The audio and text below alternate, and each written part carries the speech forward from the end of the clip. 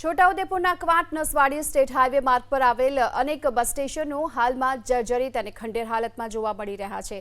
સિંગલા ગામ નજીક આવેલ બસ સ્ટેશનની હાલત તો અતિ ચિંતાજનક છે। બસ સ્ટોપની છત પરથી પોપડા પડી રહ્યા છે અને એટલું જ નહીં, આ છતમાંથી લોખંડના સળિયા પણ બહાર દેખાઈ રહ્યા છે। કેટલાક બસ સ્ટેન્ડોમાં તો ઉપરની છત જ નથી અને માત્ર 4 કોલમના સહારે બસ સ્ટેન્ડ ઊભું છે। આ બસ સ્ટેન્ડની ખંડેર હાલતના કારણે મુસાફરોને આખરી ગરમી હોય, વરસાદ હોય, જીવ બચાવવા માટે ખુલ્લામાં જ ઊભું રહેવું પડે છે। ક્વાંટ નસવાડી વચ્ચે મોટી સંખ્યામાં મુસાફરો આવન જાવન માટે બસનો ઉપયોગ કરે છે અને અહીં બસ સ્ટેન્ડમાં ઊભા રહેવું જીવનું જોખમ હોવાથી ના છૂટકે મુસાફરોને રસ્તા પર ઊભા રહેવું પડે છે। મુસાફરોએ તાત્કાલિક આ પ્રકારના જર્જરિત બસ સ્ટેન્ડનું નવીનીકરણ કરવામાં આવે તેવી માંગ કરી। છોટાઉદેપુર કવાંટ નસવાડી રોડ ઉપર આવેલા સિંગલા ગામ પાસે જે બસ સ્ટેશન છે તે બિલકુલ કંદમ હાલતમાં જોવાઈ રહ્યું છે।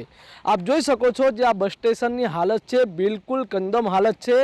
મુસાફર બેસે તો ક્યાં બેસે, મુસાફરને બેસવાની કોઈ પણ પ્રકારની અહીંયા જગ્યા નથી અને આ જે હાલત છે બિલકુલ કંદમ હાલત છે।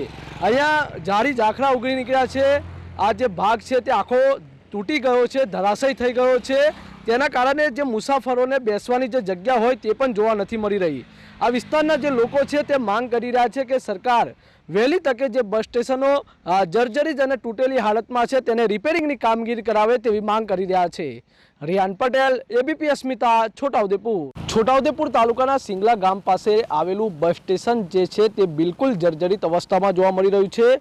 હાલ એબીપી અસ્મિતાની ટીમ સિંગલા ગામે છે। આપ જોઈ શકો છો જે આ બસ સ્ટેન્ડની સ્થિતિ છે, ઠેર ઠેર તિરાડો અને માત્ર સળિયા દેખાઈ રહ્યા છે। આ જે બસ સ્ટેશન છે તે જર્જરિત અવસ્થામાં હોવાના કારણે આ વિસ્તારના જે લોકો છે તે મુશ્કેલીમાં મુકાય છે। અહીંયા જ્યારે એસટી બસ અને અન્ય વાહનો આવે ત્યારે મુસાફરો અહીંયા બેસતા હોય અને બસ અને અન્ય વાહનો અહીંયા રોકાય ત્યારબાદ મુસાફરો સવારી કરતા હોય છે, પરંતુ જે પ્રકારે આ બસ સ્ટેશનની સ્થિતિ છે માત્ર ને માત્ર ઠેર ઠેર તિરાડો અને સળિયા દેખાઈ રહ્યા છે। આ વિસ્તારના લોકો માટે જીવનું જોખમ છે, ત્યારે આ વિસ્તારના જે લોકો છે તે માંગ કરી રહ્યા છે કે વહેલી તકે આ બસ સ્ટેશનની કામગીરી કરવામાં આવે તેવી માંગ કરી રહ્યા છે। રિયાન પટેલ, એબીપી અસ્મિતા, છોટાઉદેપુર।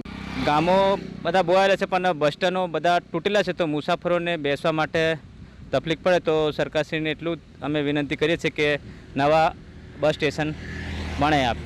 પછી વરસાદ આવશે ચોમાસામાં તો બેસે કે વિદ્યાર્થીઓ છે એમને વધારે તકલીફ પડશે। ઝાડવા ઉગ્યા છે ને એ બધું કાટમાલ જેવો પડ્યો છે, ઊભું રહેવાની સ્થિતિ નહીં। આ બસ સ્ટેન્ડ વગર હમણાં બધી તકલીફ છે। હમણાં હાલમાં તો ઉનાળાનો ટાઈમ છે એટલે હમણાં કંઈ ઝાડની આસપાસ કંઈક ઊભા રહીને સાધન આવે ત્યાં સુધી ઊભા રહે છે, પણ વરસાદ પહેલાં બની જાય તો એમને સારું રહે।